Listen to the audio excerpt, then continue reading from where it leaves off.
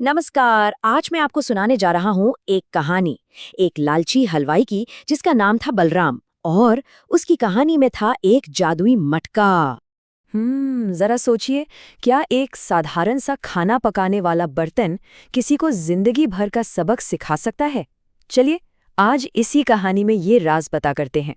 तो हमारी कहानी का हीरो या कहूँ विलन था बलराम। वो अपने गांव का अकेला हलवाई था, पर लोग उसे उसके खाने के लिए कम और उसके लालच के लिए ज्यादा जानते थे। पूरा गांव उससे परेशान था। बेचारे गांव वाले रोज उसकी दुकान पर आते और शिकायत करते, अरे बलराम, ये रोटी है या पपीते का पत्ता? और घी घी तो लगता है बस दूर से दिखा दिया है। पर बलराम के कानों पर जूं तक नहीं रेंगती थी।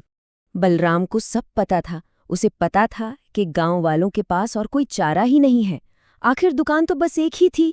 वो उनकी मजबूरी का फायदा उठाता और मन ही मन हंसता। बोलने दो जो बोलना है, आएंगे तो यहीं।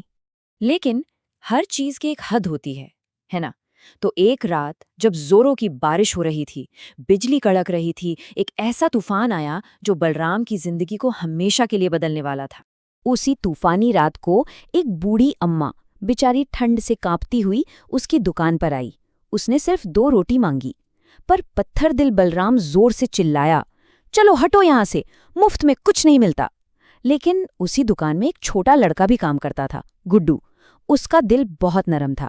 उसने चुपके से अपने घर से लाई रोटियां उस अम्मा को दे दी।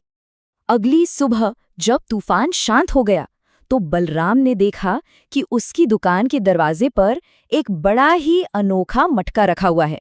इतना सुंदर कि बस देखते ही रह जाओ। पर सवाल ये था कि इसे यहाँ रखा किसने? बलराम ने जब मटके को उठाया और ध्यान से देखा, तो उस पर सुनहरे अक्षरों में कुछ लिखा था। लिखा था, जैसी नियत वैसी रोटी। ये सिर्फ शब्द नहीं थे, ये एक चेतावनी थी और शायद एक मौका भी।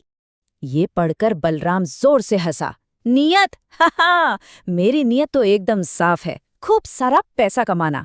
और उसने तय किया कि आज से वो इसी मटके के आटे से रोटियां बनाएगा। उसे क्या पता था कि वो कोई मामूली आटा नहीं, बल्कि जादू था।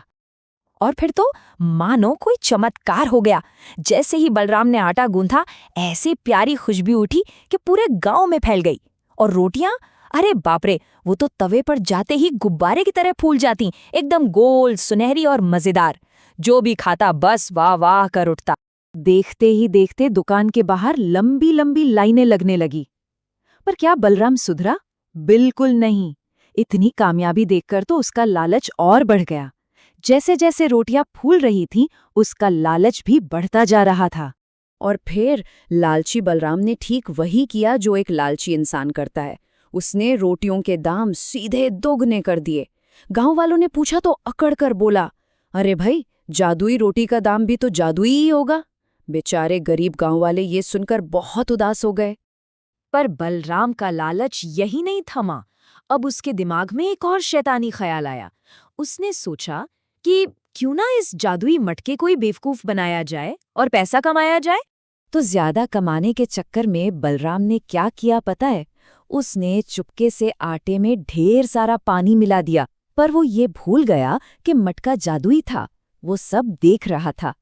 मटके ने बलराम की बेईमानी पकड़ ली और फिर जो खूबसूरत रोटियां बनती थीं, वो जलकर कोयले जैसी काली और बदबूदार निकलने लगीं। जली हुई रोटियों को देखकर बलराम का तो चेहरा ही उतर गया। उसके कानों में मटके पर लिखे वो शब्द गूंजने लगे, जैसी नियत वैसी रोटी। उसे अपनी गलती का एहसास हुआ। उस पल तो उसे लगा कि उसने अपना सबक सीख लिया है। पर क्या सच में? असली परीक्षा तो अभी बाकी थी मेरे दोस्त। गांव के मुखिया ने गांव में होने वाले एक बहुत बड़े भोज के लिए बलराम को खाना बनाने का काम सौंपा। अब ये बलराम के पास अपनी ईमानदारी साबित करने का बहुत बड़ा मौका था। उससे पूरे 150 लोगों का खाना बनाना था। इतना बड़ा ऑर्डर! ये सुनकर बलराम की आंखों में चमक आ गई और उसके मन में जो लालच का कीड़ा सो रहा था ना, वो फिर से जाग गया। बलराम के दिमाग में फिर वही पुराना बेईमानी वाला आइडिया आया। थोड़ा सा पानी ही तो मिलाना है, किसे पता चलेगा? आटा भी बचेगा, पैसे भी ज्यादा आएंगे। छोटे गुड्डू ने उसे समझाया, काका, ऐसा मत करो, मटका फिर से नाराज हो जाएगा। पर लालच में अंधे बलराम ने एक नहीं सुनी। और इस बार तो नतीजा बहुत ही भयानक हुआ। एक जोरदार धमाका हुआ। बूम! वो जादुई मटका गुस्से में फटकर टुकड़े टुकड़े हो गया और उसका सारा जादू एक सफेद धुएं की तरह हवा में उड़ गया। पूरी रसोई आटे से भर गई। जब सब कुछ शांत हुआ तो बलराम नाराज मुखिया और गांव वालों के सामने सिर झुकाकर खड़ा था। उसकी आंखों में आंसू थे। उसने हाथ जोड़कर कहा, मुखिया जी, मुझसे बहुत बड़ी गलती हो गई। लालच ने मुझे अंधा कर दिया था। प्लीज मुझे माफ कर दीजिए, बस एक आखिरी मौका दे दीजिए। उस दिन बलराम को समझ आया कि लालच का रास्ता सिर्फ बर्बादी की तरफ जाता है। उसने अपना जादुई मटका खो दिया, अपनी दुकान खो दी और अपनी इज्जत भी। तब उसे असली सबक मिला कि दुनिया का सबसे बड़ा जादू तो ईमानदारी और मेहनत में है। और इस बार उसने ये सबक हमेशा हमेशा के लिए याद रखा।